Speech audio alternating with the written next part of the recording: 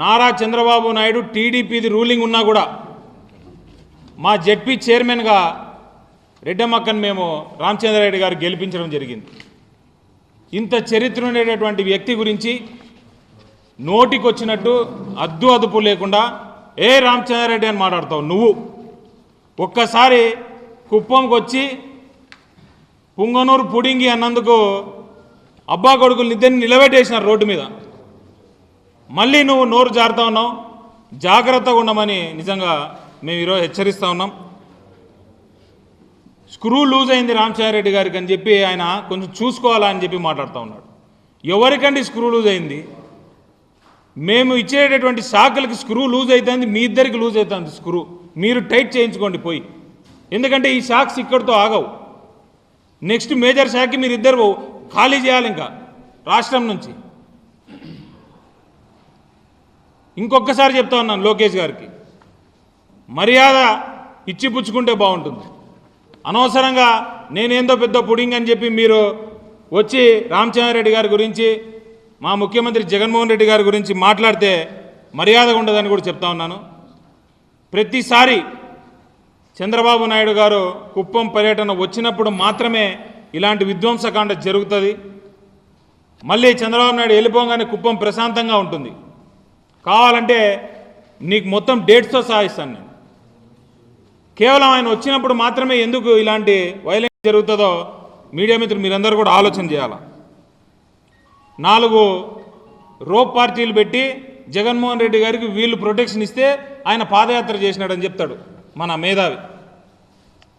జగన్మోహన్ రెడ్డి గారి ప్రజాభిమానం ఆ సునామీ చూసి ఎక్కడ వాళ్ళందరూ వచ్చి మీ మీద పడతారని భయంతో మీరు పోలీసులను పెట్టినారు తప్పితే ఆయనకు రోప్ పార్టీలు అవసరం లేదు, మీ ప్రొటెక్షన్ అంతకంటే అవసరం లేదు. అంతకుముందు ఒక ప్రజా వేవ్ అది. అలాంటి వేవ్లో జగన్మోహన్ రెడ్డి గారు గెలవడం జరిగింది. అన్యాయంగా కేసులు పెడతా ఉన్నారు అని మీరు మాట్లాడుతూ ఉన్నారు. ఈరోజు మీరు రూలింగ్లో ఉన్నప్పుడు కుప్పంలో 46 దొంగ కేసులు పెట్టినారు. ఎఫ్ఐఆర్లతో సహాయిస్తాను నేను. 46. దాంట్లో ఒక 70 ఏళ్ళ ముసలాయన మీద రేప్ కేసు పెట్టినారు మీ వాళ్ళు. ఇది మీ చరిత్ర. పోలీసు వాళ్ళ మీద ఒక ఇంటి మీద రాళ్ళ దాడి చేస్తే కేసులు పెట్టారండి. మీరు అన్యాయంగా కేసులు పెట్టినామంటున్నారు. మొన్న జరిగిన ప్రెస్ కాన్ఫరెన్స్లో వీడియోలతో సహా చూపించినాం రాళ్లతో కొట్టేది. మీరు కూడా మళ్ళీ మాట్లాడుతున్నారు ఈరోజు. ఒక నెల ముందు ఎల్లో కలర్ ప్యాంప్లెట్ ఒకటి ప్రింట్ వేసి దాని మీద సంతకం కూడా లేకుండా నీకు ఇల్లు శాంక్షన్ అయిపోయింది కట్టేయని చెప్పి దొంగతనంగా ఓట్లు వేయించుకున్న చరిత్ర మీది. కావాలంటే ఎప్పుడైనా కుప్పం రండి, నేను అట్లాంటి పేపర్లు ఎన్ని కావాలంటే అన్ని ఇస్తాను మీకు. ఇంటింటికి గడప గడపకి మేము తిరుగుతామంటే అన్న ఇంతకుముందు మాకు శాంక్షన్ అయింది, ఇందుకో ఇట్లా లెటర్ ఇచ్చినారు పలాంది, ఇంతవరకు మాకు ఇల్లు రాలే, ₹1 డబ్బులు రాలేని అడుగుతా ఉన్నారు. ఏం సమాధానం చెప్తారు దానికి? డీకేపల్లి అనే ప్లేస్లో దొంగ పట్టాలు మీ వాళ్ళన్నీ అమ్ముకొని తింటే ఇప్పుడు మేము పోతే మమ్మల్ని అడుగుతున్నారు ఈ పట్టా ఇచ్చినారు మాకేం చేయాలో తెలియడం లేదు. ఇది మీ చరిత్ర. మైనింగ్ మొత్తం మేము చేస్తూ ఉన్నాము. ఇల్లీగల్ మైనింగ్ మొత్తం రామచంద్రారెడ్డి గారు భరత్ అక్కడ కూర్చొని మొత్తం ఇల్లీగల్ మైనింగ్ చేస్తున్నారు అంటున్నారు. ఒక్క ఇల్లీగల్ మైన్ చూపిస్తే ఇప్పుడు మొన్న కూడా ఆ ఇల్లీగల్ మైన్ ఏదైతే చంద్రబాబు నాయుడు ఎక్కినారో అది గౌన్వాన్ శ్రీనివాసులు గారు ఎక్స్ఎమ్మెల్సీ. వాళ్ళ మైన్ వాళ్ళే ఎక్కించుకొని వాళ్ళే దిగి అంత హంగామా చేసినారు. మొన్న కూడా మీరు వచ్చి మీరే కొట్టి మీరే హంగామా చేస్తున్నారే అట్లా.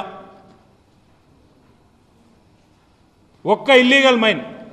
ఇంతకుముందు మీ ప్రభుత్వంలో కుప్పంలో 17 లీజులు ఇచ్చినారు. మా ప్రభుత్వం వచ్చిన తర్వాత 2 లీజులు ఇచ్చినాయి. ఈ 17 ఎవరు అండి? మీ జెడ్పీటీసీలవి, మీ ఎంపీపీలవి, అక్కడ పనిచేసే మీ కార్యకర్తలకి మీరు ఇచ్చుకొని దాని నుంచి వచ్చే డబ్బుతో మీరు కుప్పం నడుపుతా ఉన్నారు. ఇంకోటి అడుగుతాను నేను, మీ సభ్యత్వ నమోదు అని ఒకటి పెట్టినారు. సభ్యత్వ నమోదు ఎంత పెద్ద స్కామో మీకు తెలుసా? మీ సభ్యత్వ నమోదు ద్వారా ఒక్కొక్క దగ్గర ₹100 తీసుకుంటున్నారు. ఏమన్నా అయితే ఆ కార్యకర్తకు మేము ఇన్సూరెన్స్ డబ్బులు ఇస్తామంటున్నారు. వేరంతా వదిలే కుప్పంలో మీరు గడిచిన ఒక 5 సంవత్సరాల్లో ఎంతమంది సభ్యత్వ నమోదులు చేసినారు, మీకు ఎంత డబ్బు వచ్చింది, మీరు ఎంత డబ్బుతో ఎంతమందికి మీరు డబ్బులు ఇచ్చినారు, మిగతా డబ్బు అంతా ఏం చేస్తా ఉన్నారు? ఆఖరికి మీ కార్యకర్తల దగ్గర కూడా మీరే డబ్బులు తీసుకొని మీరే తిని మీరు పార్టీ నడిపేటటువంటి దౌర్భాగ్య స్థితిలో ఈరోజు మీరు ఉన్నారని నేను అడుగుతాను. కుప్పానికి ఏం చేసినారు పెద్దిరెడ్డి రామచంద్రారెడ్డి గారు సీఎం గారు అని అడుగుతాను. అడిగిన 3 రోజులు 66 కోట్లు శాంక్షన్ ఇచ్చినారు. కుప్పాన్ని రెవెన్యూ డివిజన్ చేసినారు. కుప్పాన్ని మున్సిపాలిటీకి అప్గ్రేడ్ చేసినారు. ఏమి ఇవన్నీ మీరు ఎందుకు చేయలేకపోయినారు? అంటే మీకు అర్థం కాదా, మీకు అవసరం లేదా?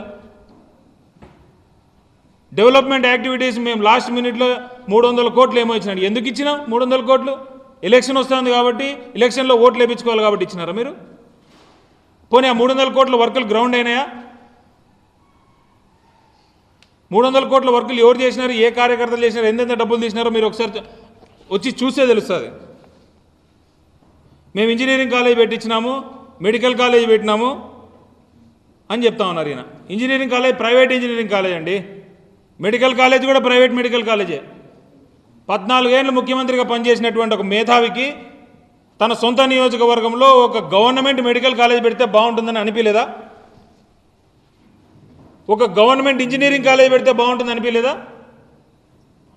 ఎందుకు ప్రైవేట్ కాలేజీలు పెట్టినారు? దాంట్లో మీ వాటా ఎంత? చంద్రబాబు నాయుడు గారికి ఎంత షేర్ ఉంది?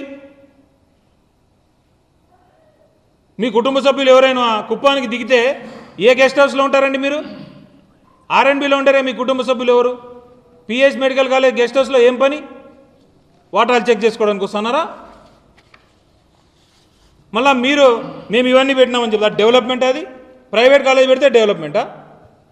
గవర్నమెంట్ కాలేజీలు ఎందుకు పెట్టలేకపోతున్నారు? Drinking water scheme పెట్టినారంటున్నారు.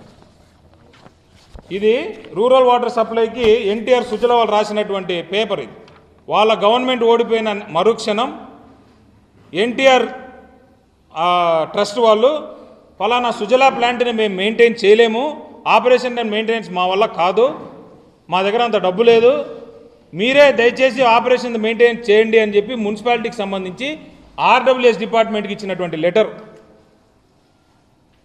కుప్పానికి నీళ్లు కనీసం వాటర్ మెయింటెనెన్స్ కూడా ఎన్టీఆర్ ట్రస్ట్ చేయలేనటువంటి పరిస్థితుల్లో మీరుంటే ఎందుకంటే మిమ్మల్ని 14 సంవత్సరాలు ముఖ్యమంత్రి చేసింది కుప్పం? తాగే నీరు ఇది.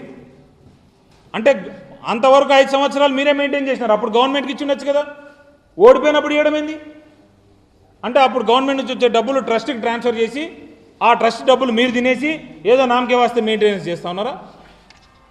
మీరు ఇచ్చినటువంటిదే ఇది. నేను ప్రెస్ కూడా ఇస్తా. 3 ఏళ్ళు కరోనాలో అన్నం పెట్టాలనిపించింది మీకు. కరోనాలో అసలు కుప్పం వైపేరారు. ఏం జరుగుతుందో అనవసరం. ఇప్పుడు మాత్రం స్పెషల్గా ఏదో ఒక కాంట్రవర్సీ క్రియేట్ చేయాలి కాబట్టి అన్నా క్యాంటీన్ అనేటటువంటి ఒక ట్రాక్టర్ని పెట్టి ఆడ దాన్ని రచ్చరచ్చ చేసి గోలగోల చేస్తూ ఉన్నారు. అన్నా ట్రాక్టర్ గురించి మొన్ననే నేను చెప్పిన వాళ్ళు ఎంతమందికి భోజనం పెడుతున్నారని. నిన్న మధ్యాహ్నం కూడా పెట్టినారు భోజనం. నిజంగానే మేము ఆపాలనుకుంటే, పేదలకు భోజనం పెట్టేది నేను ఆపాలనుకుంటే ట్రాక్టర్ని ఎత్తేయమన్నాం ఎంతసేపు.